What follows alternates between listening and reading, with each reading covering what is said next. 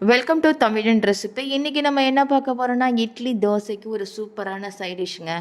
எப்போதும் சாம்பார் சட்னின்னு இல்லாமல் இந்த மாதிரி கொஞ்சம் டிஃப்ரெண்ட்டாக நம்ம செய்யும்போது ரொம்பவே நல்லாயிருக்கும். எல்லாருமே சூப்பராகவும் சாப்பிடுவாங்க. அதை எப்படி செய்யலாங்கிறத நம்ம பார்க்கலாம். சேனலை சப்ஸ்கிரைப் பண்ணாதுங்க, சப்ஸ்கிரைப் பண்ணிக்கோங்க. இப்போ குக்கரில் நம்ம என்ன பண்ணலாம் அப்படின்னா, நம்ம கட் பண்ணி வச்சுருக்கிற கத்திரிக்காய், நான் வந்து ஒரு 1/4 கிலோ எடுத்திருக்கேன். இதை கட் பண்ணி அதை நம்ம போட்டுக்கலாம்.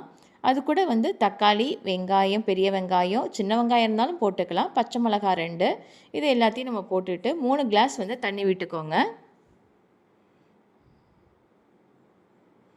இது ரொம்பவும் நல்லாயிருக்கும். ஒரு டிஃப்ரெண்ட்டாக இருக்கும். இது வந்து கத்திரிக்காய் கடையல் இது. மஞ்சத்தூள் வந்து ஒரு 1/2 டேபிள் ஸ்பூன் போட்டுக்கோங்க. உப்பு வந்து நான் 1 டேபிள் ஸ்பூன் போட்டிருக்கேன். உங்களுக்கு வேணும்னா கூட நீங்கள் எக்ஸ்ட்ரா கூட நீங்கள் போட்டுக்கலாம். போதுமான அளவு போட்டுட்டு நம்ம எல்லாத்தையும் நம்ம இந்த மாதிரி நம்ம மிக்ஸ் பண்ணி விடலாம். பாருங்கள், பார்க்கவே ரொம்ப சூப்பராக இருக்குது. கத்திரிக்காய் கடையல்னாவே ரொம்பவே டேஸ்ட்டாக இருக்கும். நீங்களும் வந்து இந்த மாதிரி கூட நீங்கள் ட்ரை பண்ணி பார்க்கலாம்.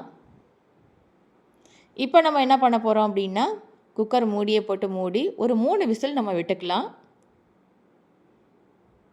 3 விசில் வந்த பிறகு நம்ம திறந்து பார்க்கலாம். எப்படி வந்திருக்கு அப்படிங்கிறத பார்க்கலாம். ரொம்பவே நல்லா வெந்திருக்கு பாருங்கள். எல்லாமே நல்லா மசிஞ்சு நல்லா வெந்திருக்கு.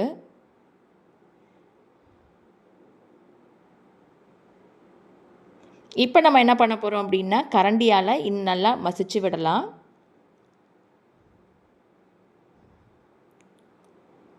நல்லா மசிக்கணும். இந்த மாதிரி நல்லா திக்காக வரணும் நமக்கு. இந்த கத்திரிக்காய் இருக்கிறதே நமக்கு வந்து தெரியக்கூடாது. கத்திரிக்காய், தக்காளி இருக்கிறதே தெரியக்கூடாது. அந்த மாதிரி நல்லா நம்ம வந்து மசிச்சுக்கணும். மசிச்சு அந்த மாதிரி இருந்தால் தான் நல்லாவும் டேஸ்ட்டும் நல்லா கொடுக்கும்.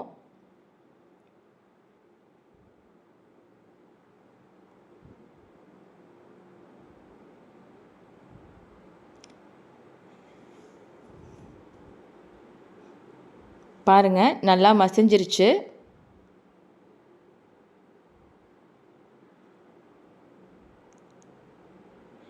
இப்போ நம்ம என்ன பண்ண போகிறோம்னா, ஒரு பேனை வச்சு அதில் ஆயில் விட்டு அதை நம்ம வந்து எல்லாத்தையும் போட்டு நம்ம தாளிக்க போகிறோம். நம்ம ஆயில் வந்து 1 ஸ்பூன் விட்டுக்கோங்க. அதுக்கப்புறம் நம்ம வச்சுருக்கிற பட்டை மிளகாய் 1, கடுகு 1/4 டேபிள் ஸ்பூன், கருவேப்பிலை, அது கூட கடலைப்பருப்பு ஒரு 1/4 டேபிள் ஸ்பூன், இல்லைன்னா 1/2 டேபிள் ஸ்பூன் கூட போட்டுக்கலாம். சோம்பு ஒரு 1/4 டேபிள் ஸ்பூன், சீரகத்தூள் ஒரு 1/4 டேபிள் ஸ்பூன். இது எல்லாத்தையும் நம்ம எண்ணெயில் இந்த மாதிரி நம்ம வறுத்துக்கலாம்.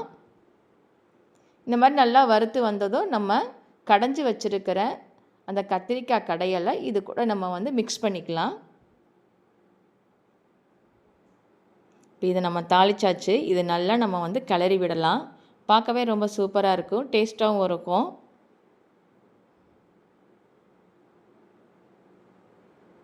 நல்லா இதை வந்து கிளறி விடுங்க. இது வந்து நல்லா ஓரளவுக்கு கொதிக்க விடணும். நம்ம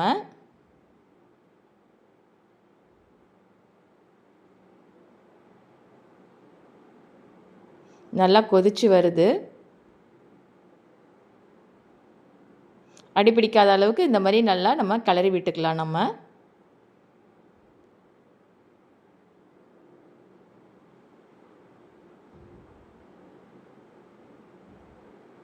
பச்சை வாசனை போகிற வரைக்கும் கொஞ்சம் கொதிக்க விடணும்.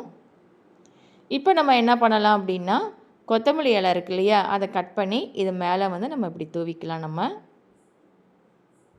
இது நல்லா கொஞ்சம் கிளறி விட்டுக்கலாம். நம்ம கொத்தமல்லி இலையும் இதையும் நம்ம மிக்ஸ் பண்ணிக்கலாம்.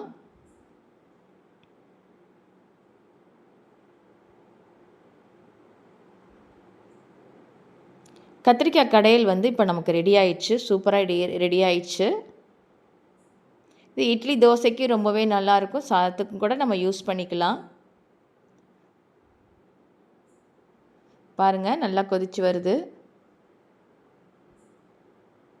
இப்போ நம்ம தோசைக்கு கூட சாப்பிட்டு பார்க்கலாம். ரொம்பவே சூப்பராக இருக்கும்.